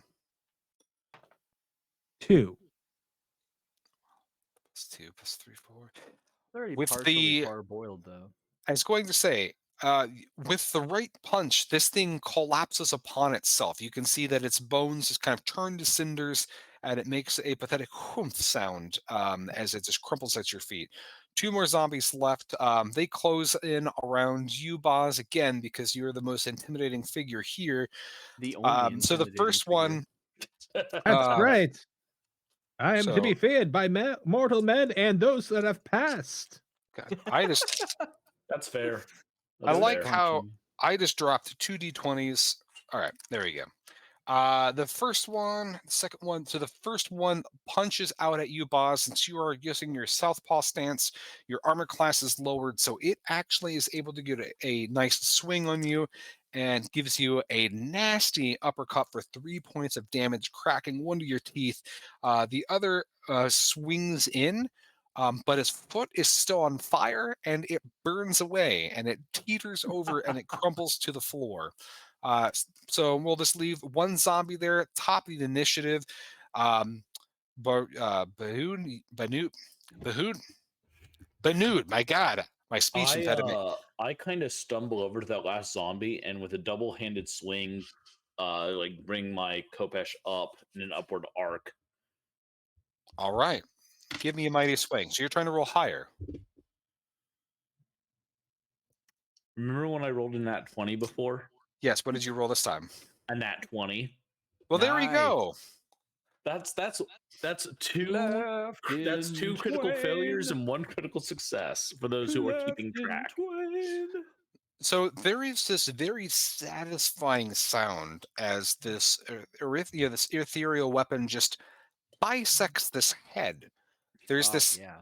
whoomph sound as you just release the soul or the ka of this thing, and it just, all the sorcery that holds it together just instantly dissolves, and its skin and its bone, everything just turns to a pile of dust. And That lapping sound is intensifying from that room and to the west. I disarm him as well. You see that his arm falls off, turns to dust, and the rest of him turns to dust. Correct. So we're I down have to when I roll a one? 19 or better, I disarm my enemy, and so I just want to make sure that happened. Yeah. I like that Trachea 144 called this a bisexual sword, and that's I love that's it. a mighty good pun. Good I going, love it. Tim. So you've dispatched the zombies in this room, and now there's that scent of burnt hair, burnt flesh, burnt gas, burnt shin hair, and just everything else. And there's a pretty nasty fog. You see, there is a smoky fog that has replaced the green fog in this room from the amount of char. Of course. Room to the west with laughter, open doorway to the south. Well, you guys know me. I love a chuckle. I want to know what's so funny. Yeah, what's the Yeah. joke? Let's find out what's up. I mean, a good joke is like as good as any treasure we can find on an adventure. Anything else you're Fuck wanting you. to do in this room before you advance? We open a chest that's just full of Laffy Taffy wrappers. Yeah, I guess everything evaporated, so we can't loot the bodies. Yeah, probably not. Not all of but them you evaporated. can I snort the pick up bodies. that skate wizard's Snort tape. what's left. I've got So- plenty for you to snort that's not dead bodies, man. Just ask. All right, fine. Give me the glowing mushrooms. We'll snort All them. right, you can have some of that. Actually, before we go any further, let's take a little break here and all partake of some. Well, I don't want everybody tripping their nuts off, so let's. That's not the Let's, Charles Bernard I know. Oh no! This is the Charles Bernard. You know, I say that we just sit down and have a quick sesh with some elation flower. Now, this is a flower that must be heated and inhaled, often through burning in a pipe. Partaking in it is legal in Colorado, and in addition to producing a sense of elation, gives an advantage to skills and checks, including charisma with other people in the entire group. So, is that only intra-group charisma? Yeah, anyone who's not actively smoking it actually gives you a disadvantage on charisma. Well, I Fuck you. guess we have to succumb to peer pressure. That's right. I'm not giving you a choice. Everybody smokes up. All right. It is the Charles I know. Yep. And having done that, we can move on. Wait, are you actually doing that, or are you being facetious? Because again, I'm tracking time. That's not what a do you guys leading. I'm think? just wanting to know I because know. I'm just what you do or thinking don't now. do, there. Like it might accelerate us a little quicker towards our goal to just advance the time. Roll by for get 1 high. minute. Yeah, roll for get high. I tell you what, I'll do a Charles check for this. You could 10 roll. or under, we do. 10 or 11 or over, we don't. And the answer is we do. So we spend a that was a Charles check for those at home. Yeah, we spend a round getting toasted. All right. So as you you just sitting down where you are, and who is We don't have agreeing to to sit. I who's mean- agreeing to participate in this ritual? All of us. We were Okay. peer pressured into it. He said it Yeah, was he cool. said, I'm verifying. he So said he didn't give us a choice, and you also he said it would make us cool. all right. Yeah, So you and I'm right about that. pull out your That'd be pipe, cool with cool kids. and as you're sitting down and you're beginning to smoke this, from the west doorway, a figure walks into the door. It has the body of a man, like a well chiseled body, but its head is a cheetah. It's followed by another man that has the head of a wildebeest. And then lastly, there is one with the head of a hyena. Well, I hate They it. look down at you and they crack their knuckles. One is holding a khopesh, another one's holding a spear, another one's holding an axe like weapon.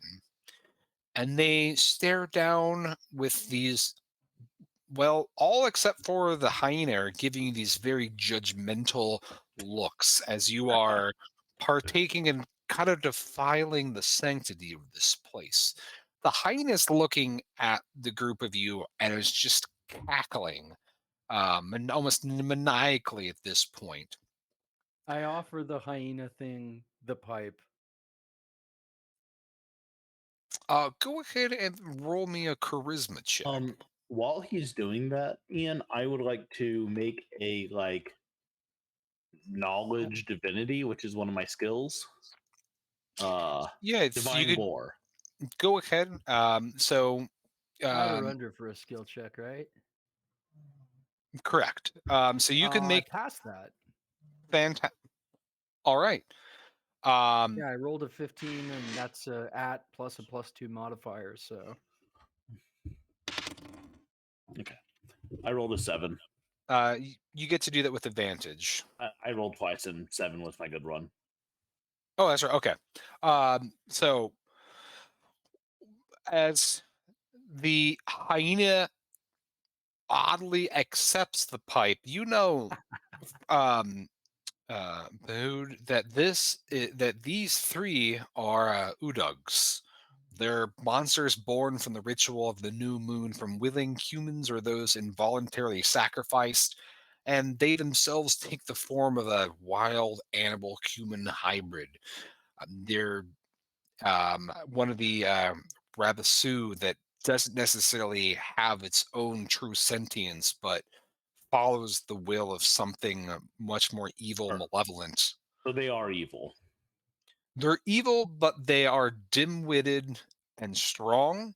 You know that they are motivated by a combination of food and bloodlust for humans. The hyena, with a kind of a sense of halting trepidation, sits down and partakes. The other two Udugs look down and they begin to whisper back and forth to one another, constantly looking down, and then you notice their grips on their weapon are tensing. I am going to yeah. As they are doing this, as they're kind of looking down at their hyena friend, I am pulling the wick out of one of my candles and shoving it in one of my vials. Go ahead and make me a sleight of hand check. Sorry, the position has that. So yeah, so you're that's good. Just make me a dexterity check. Because I have the skill stealth and my dexterity blows. I will give you it. It's a +1 bonus. You need 11 or less. Fuck off. Bad night great. For Johnny B. I rolled 19. I basically narrate what I do as I'm doing Well, this. the effects of the flower make you a little bit giddy. So you were just giggling as you were very obviously taking a wick and trying to put it inside your oil, your thing of blessed oil. Yeah. And I'm so sneaky. Yeah, I love Now, it. I'll put this out because I may have forgotten to mention this earlier. All of you at this stage, you'll notice that on your character sheet have a reroll. So you have one reroll that you can use that you can replenish later during a short rest, and not saying you have to use it, but just because I've been meaning to mention it to all of you. All right, so the hyena begins to laugh hysterically with you. The cheetah head and the Awesome. wildebeest head, neither one of them like this. You see their nostrils flare as they realize what you have, I ain't got nothing. Suck my dick. and they're going to roll initiative. Well, Yeah, I figured. I would like to I rolled a 1. Is that good for this or is that bad for this? It depends on what you're trying to do. If Yeah, we're what are rolling you for trying- initiative. Yeah. So this is going to be a contested roll, so you're going to want to roll higher, I believe. Let me just That's verify not good that. then. Oh, well then may I just monologue really quickly to them? Like, hey, I know what this is. I've seen this before. You're here to challenge me by speed, and you're here to challenge me by strength. We all know that I'm the greatest boxer that's ever lived, and that's why I'm in these parts now. Oh, So I like to think that I'm his personal doctor and hype man. So while he's monologuing, I'm just in the background being like, "Woo, woo." Are you also like doing poses with your woos? Yeah. Hell yeah. Woo. All right. I'll need to check that because now I'm getting myself mixed up with highs and lows there. So I'll go ahead and I'll give that to you, Boz, since you have the most Hell yeah. nimble of reflexes here, and then I will verify for subsequent rounds. What is it that you are wanting to do? And then we'll do this round robin. well, I was just trying to because I Time I don't to know. attack, man. Intimidate was my first thing, but since like if I can't attack, It then worked. yeah. Oh, I'm sorry. I thought you said you're rolling initiative. That's what I thought You I did. heard. Yeah, Was, I did. yeah. But I was And just then gonna we say while we monologued and yeah. yeah, I just yeah, it's your move, Boz. It's your attack. We're in combat now. cool. The log secured us the first attack. All right, I'm gonna I roll like both to think my it was dice the this hype time. manning too. That yeah. Should I roll with advantage since I had hype man? Please. You have Please? advantage from the elation flower. All right. So it is from highest initiative to lowest initiative. So I will give you a free round, and then we will return with the two bestial headed things. So go ahead, boss. Tell me what is it that you're wanting to do. Going up to the cheetah because clearly I'm faster than a cheetah. So easiest thing to beat as far as my first challenge. I rolled a 15 plus 2 and a 10 plus 2 for minus. I'm normally Are you keep still straight. are you still in southpaw mode? Yeah, I have not said I'm not. I just wanted to I know. verify because it does make a I difference. understand. All right. So the first attack again. Sorry, you said what was that? So 15 plus 2, 17, 12 for the other one. All right. So you strike out and both hit. Nice. So you have this utter surge of elation as you have been while smoking elation flower, and this whole thing has almost a comical effect. Your arms almost look rubbery and cartoony, like those comical hieroglyphics that you see, and yeah, you just start to pummel this cheetah thing Everything just right in its looks like a face. Max Fleischer cartoon all of a sudden. Exactly. All white So gloves and loopy limbs. roll me 2d6 plus 2 Already for rolled them. damage. That is a 11. So 6, 3, then 4. Or no, 2.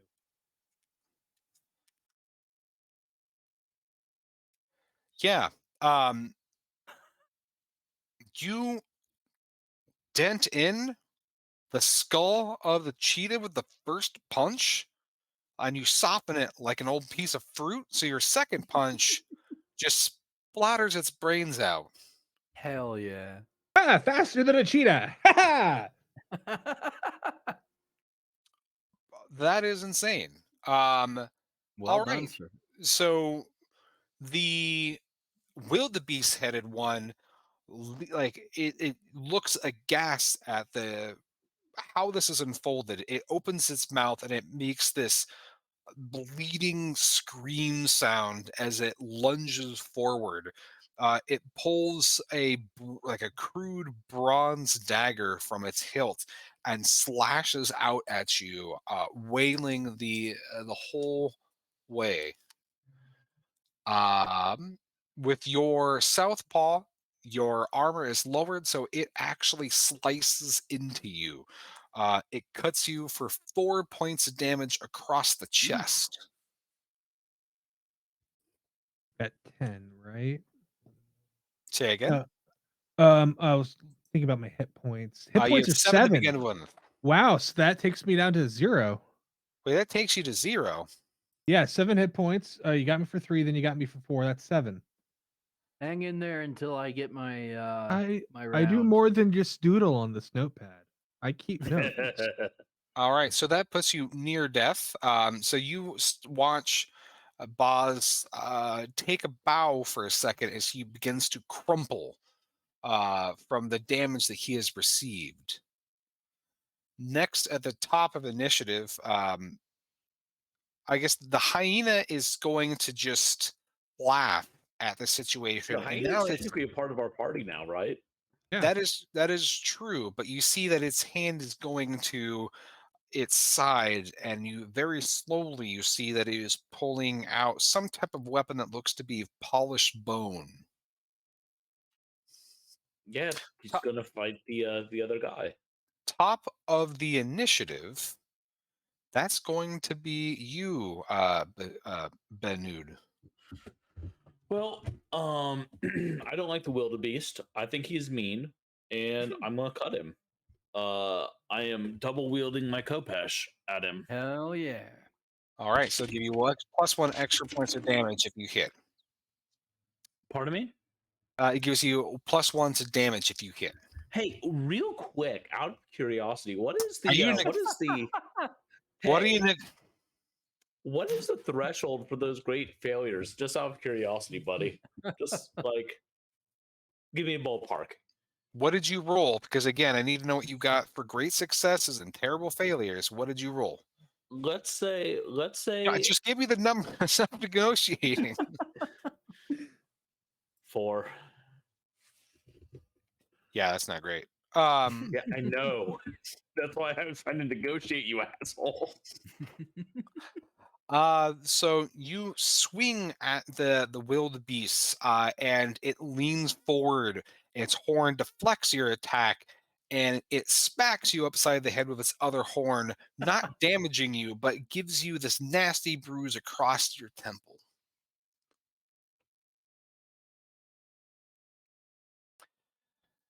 Farouz. All right. I would like to use my medical training during this round to revive my good buddy Boz. So healing in this game is more slowly in this because being low It says fantasy, during a short break. I guess that's that's during a short out of rest. You're in the middle of combat. it's because you're in the middle of combat right now, unfortunately. So I don't have anything that can revive him until we're out. I gotcha. That's correct. All right. So remind me, the cheetah's brains are splattered. Hyena's high as fuck and chilling with me. The wildebeest is wielding a bone weapon now. It's not wielding it. It's just the hyena is just beginning to very slowly pull it out. It's Oh, laughing, so it's okay, not I got you. menacing it. It's just, I mean, But it has a bone weapon. it does. It's a bone to Okay. pick with you. Well, what I'm gonna do is the wildebeest, which, if I'm not mistaken, has a bronze weapon. Correct? Correct. Yeah, I'm gonna hose him down with my corrosive spray, which ought to melt any armor or bronze weapon that he has on his person. All right, so you turn, you shake your fizzy vial of corrosive acid, and you spray him. So for the corrosive spray, do you need to make a check? All I think it's right. a dex check. That's what it needs to make to save. Mhm. For sake of it, I guess it doesn't say that you need to, so I will have it make a luck save, and it does not pass its luck save. So you spray and a large arc. Has a bronze breastplate as well that just melts off. Its bronze dagger melts off, and it looks absolutely aghast as you have completely disarmed it. And there's a pool of verdigris that is spreading on the floor from the I corroded. But Oh, I was just gonna say I peeled him for you, John. so, Boz, it's you since you're dropped to zero, you fall onto unconsciousness, but you're not dead.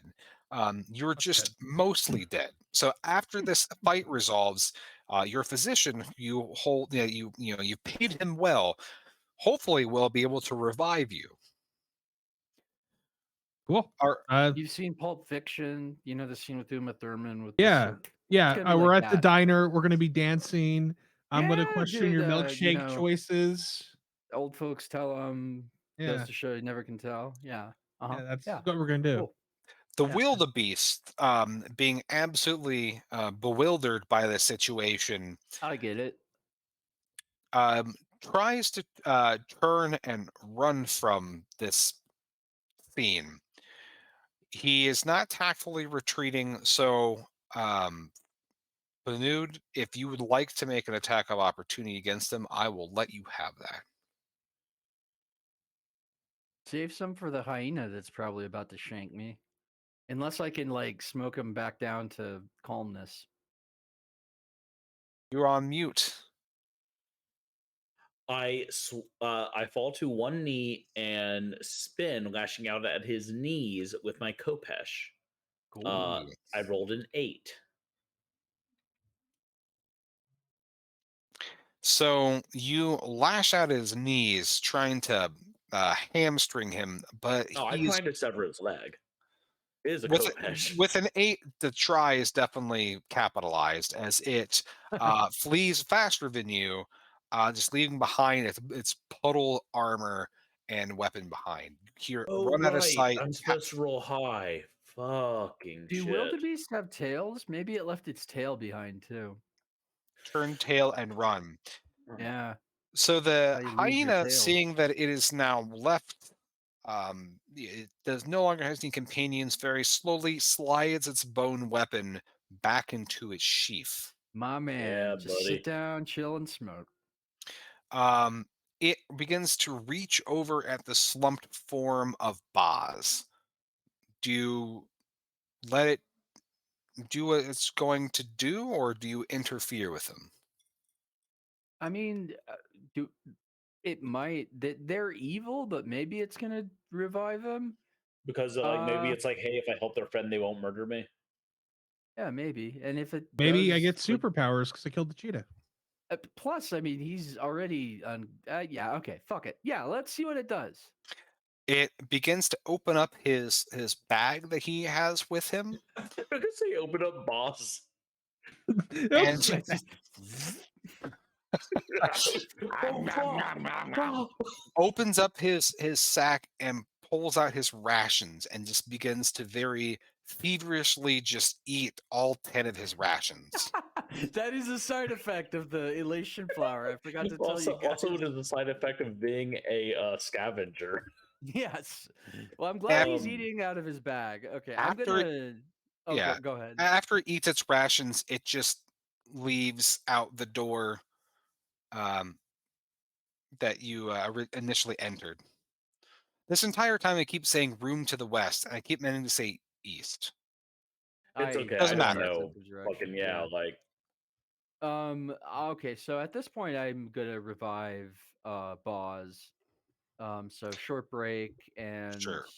yeah. So everyone can take a short break. Since none of you have really used one of your class abilities yet, you can just focus on rolling a will save. If you pass, sorry, a will check. If you pass your will check, then you get basically you're going to get your hit points back because with the bonuses I know you Positive, have okay. and the Penthe's toolkit, the bonuses mean that if you pass your will check, you're going to get back up to the full.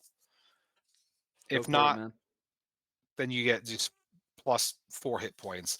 Now, Boz, as your physician is beginning to revive you, roll me 1d20. This isn't modified by Oh, anything. so I've got to do a will check. I got you. It's to get your hit points back. All I'm not right, I trying to get rolled. mine back. I'm trying to give his back. Yeah. I rolled an 18. 18? No, yeah, I did too. Weird. Oh, that's I interesting. rolled a 4, so I'm feeling spanky. So, Boz, whenever you come back from near death, you roll on basically a trauma chart to see what type of horrible things have happened to you as you're being revived. And you get minor scar. You have no significant adverse effects. You just get this nasty scar that is going to add to this gravitas of you being this famous boxer, having survived a full-on attack by bestial servitors of the moon god in a crypt full of zombie creatures. Gonna be a hell of a story, that scar. See, this is why you keep me around, Boz. Yeah. That's the time I took out Chitara from the Thundercats. It didn't end well for me. Mhm. I see Some nothing say wrong I with got this statement. snarfed. Well, I didn't do the Well. voice. I didn't do the voice. you didn't do the voice, but I still hate you. I'd totally forgotten about that.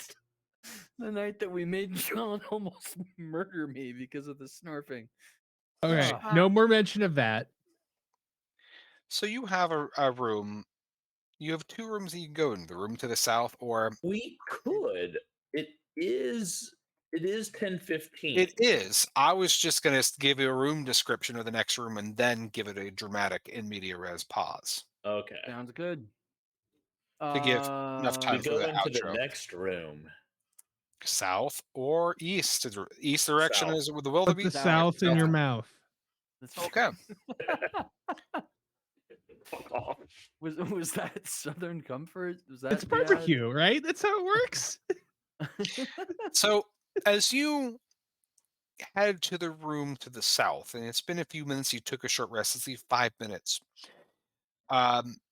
You enter this room and you see that this room itself is basically a nondescript room. The walls and floors are made of a smooth stone brick, and there is a staircase that descends down in the corner of this room.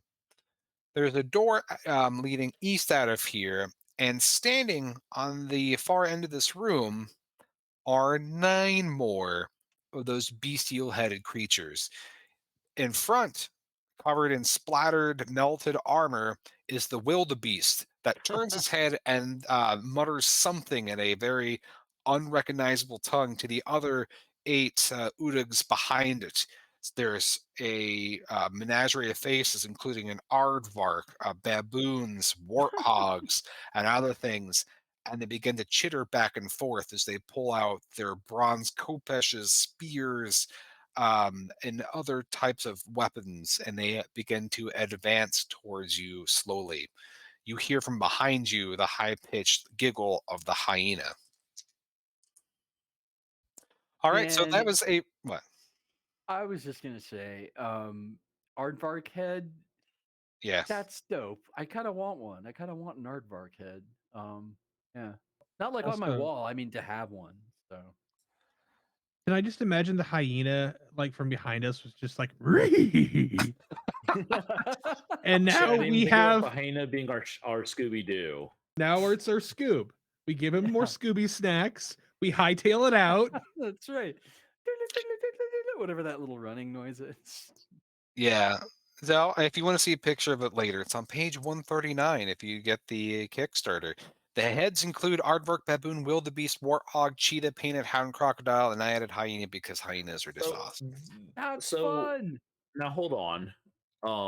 You're saying that that room full of monsties is not full of monsties because you are setting us in media res, but it's actually full of monsties. Yep. All That right. is part of the random generator. Okay. Room full of monsters. Okay. Don't worry, John. You would have rolled our way out of it. Fuck, I can roll my way out of a wet paper Hey, bag this I will time. tell you, I'm using a die that I don't normally use, and I rolled, I think, 7 or 8 threes. So all those times those Weird. creatures, I know, like I don't know if it's just not weighted right, but I rolled a disproportionate. I rolled threes, a 17, and a 20. Man, I mean, bet some fucking asshole out there sells weighted D20s, don't they? Oh, they do, Yeah. absolutely. Oh yeah, I That's mean, nuts. you could do a float test to see this, but Yeah. Is it bad that I Yeah. have a set of dice that I know is like from the manufacturer, just weight it and I keep it for when I know I need to roll low? It's not one of Bad now these, I know.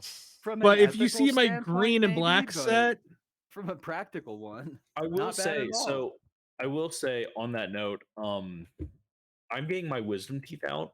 I'm having oral surgery on Friday. Which boy Mazel tov.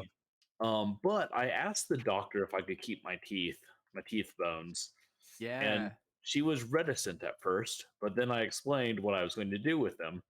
I'm going The tooth I'm fairy? going to set my cracked wisdom tooth inside a big D20 specifically for making wisdom rolls. That's so nice. cool. It is so cool. Because like I told Desiree I was going to have the cracked one in the D20 for when I'm making dumb decisions in role playing, like when I'm doing something stupid, and I'll use the whole wisdom tooth for when I'm doing something like smart. I love They're it. the same picture. No, I'm just kidding. Only do the one thing. Are we Um, back on the ding ding The one screen? mon? Yes, we are. Yep. So Yeah. yeah, this is fun. I tend to get antsy when a game feels weighted on the side of immediate player death. Um and it could have just been our roles I mean, I tonight. couldn't are disagree awful. more. Because I loved like it. My goal is like as a party member is a TPK in every game. yeah, a You know, TPK like after a few hours though, not TPK in the first room. Well, if that had happened, we would have gotten to chat and catch up. You know. I was but fine. hear me out. I'm talking about the game. Okay. There's been war games especially where this happens where I'm playing with someone who's much better than me and they like take me out in the second turn and like, all right, let's set up and go again. I'm like, no, go fuck yourself. Like, yes, you're good. Yes, this game is fun, but playing against you where like I essentially walk into a thing and then die, like that's not fun. Are you However, telling me that Ian to was go? rolling really well and I was rolling really shitty. Oh, I Be a So lady, I John. got 2 hits on you guys. I think the whole night. you just said you rolled like 3 threes and rolling Oh, low in is the thing. combat. In combat, you want to roll high. Everything else is low. That is a frustrating thing for me. After winging having my the staff, I had to apply all my craft and cunning. anyway. So, but it is a cool thing.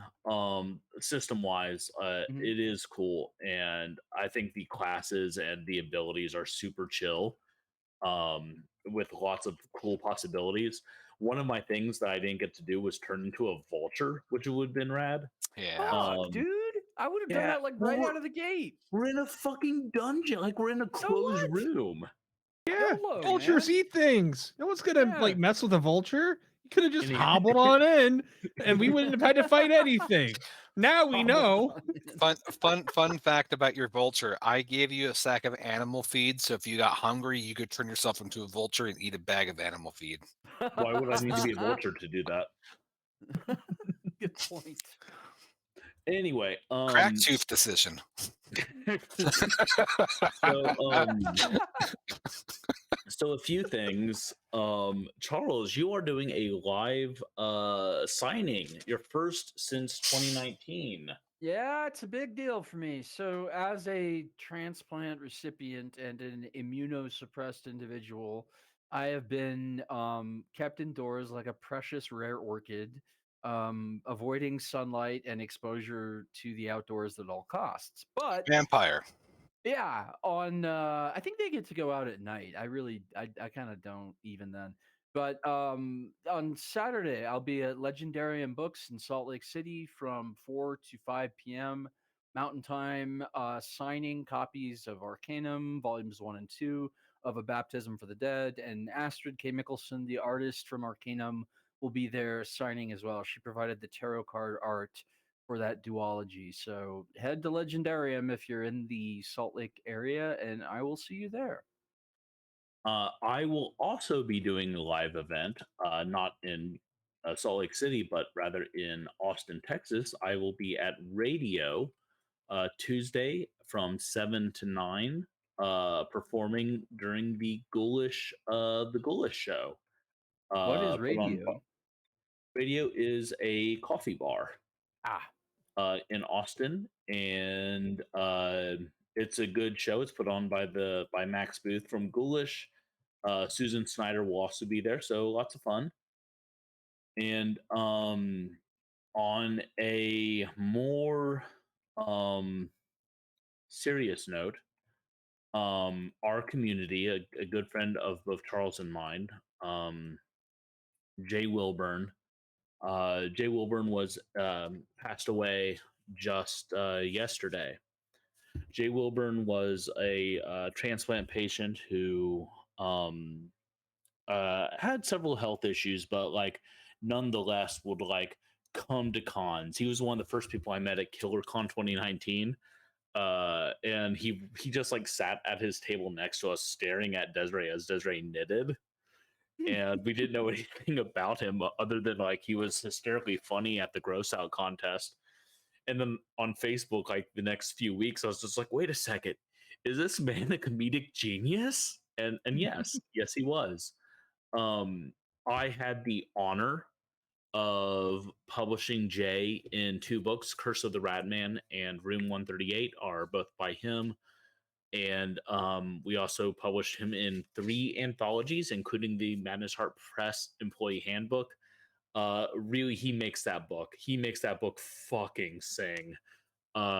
His section is incredible. And his story in Speaking Ill, I talked to him about it later, and he said, I've written in a lot of stuff. I've written a lot of different things. I think my story for your anthology may have been the first time I crossed the line. so Jay was an incredible person, and a pillar of kindness and professionalism and everything wonderful that we could possibly want. If you are so inclined, the Jay's family has set up a way to help them. They've set up what's called a meal train. Basically, it's where you can sign up to provide a meal for the family through like gift cards to Uber Eats and that sort of thing. That is www.mealtrain.com/trains/2EO2D7. Let me just actually copy that and put it in the chat real quick. Right there. But also we'll have that link in the various show notes. Jay's merch had read, write, edit, play, repeat on it. So one of the best ways to honor Jay's memory is to read cool books. I really recommend the two on screen right now. Jay was incredible. Edit your work, or sorry, write, do, and for those of you who aren't writers, like draw, engineer, create, cook, whatever you do that's creative, that brings you joy, do that thing, and edit, like perfect that thing, keep working on it.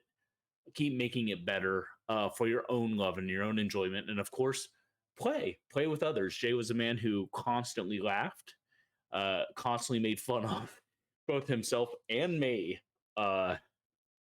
And his memory will always be for a blessing. So thank you for listening to my spiel. And thank you to Jay.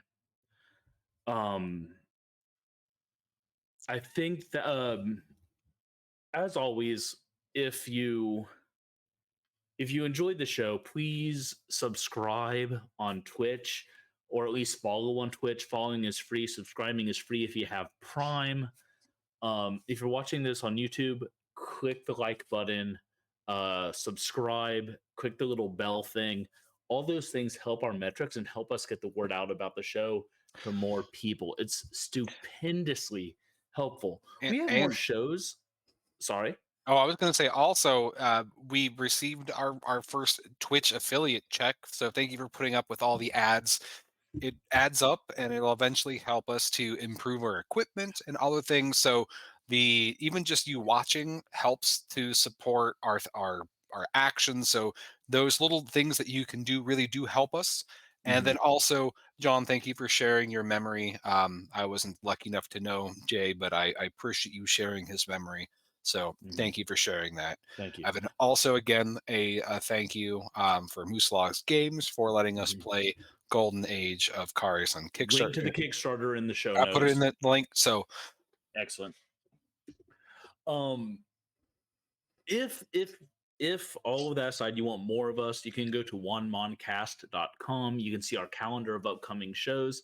For instance, next week, I'm running a game by Adam Vass called Cyber Metal 2012. And Jenny will be joining us as I run them through Halloween episode. Energetic Jen. It's going to be a very, very special Halloween episode. It's good. I'm going to be in costume for it. Oh man, so it's going to be so much fun. You're rubbing it in my face that I'm not going to be there. No, I'll wear it next time you visit. Someone wear a mask quietly of me inside with the lights dimmed. Yeah. Onemoncast.com. You can see our blog. You can see all our links. You can get all nice and cozy with us. I think that's it. So, everyone, thank you so much for joining us on this consensual journey we call Wandering Monster. I have been Ensign John Baltusberger. Oh, I have been Lieutenant Charles R. Bernard. Commodore Ian Servas. Where I'm from, ranks aren't a thing that we follow. It's more of bye.